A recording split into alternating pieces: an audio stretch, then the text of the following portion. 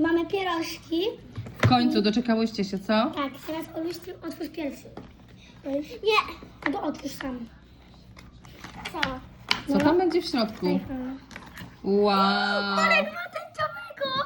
Olek! Mama! On ma sekreta chyba. Pachnie? Uśmiechniętą buźkę ma? On ma sekreta! Chyba. Dobra, No teraz, nie wiem. Dobra, teraz ja.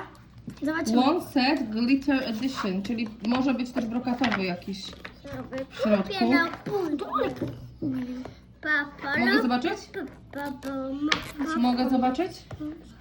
Olek, daj mamie, żeby zobaczyła. Ale pierożek duży, co? Fajny. Squishy, no, Liliana?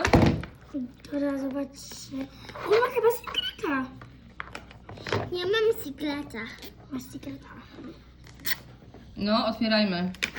Ja mam sekreta! No to który jest w końcu A secret? ja nie wiem. A kto mój...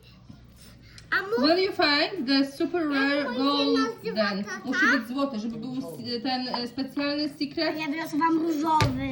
To musi być Różowy? złoty glitter. Zajęliśmy się. Fajne? Tak. Ale duży. Daj. Ja mam różowego. A tu... Pa!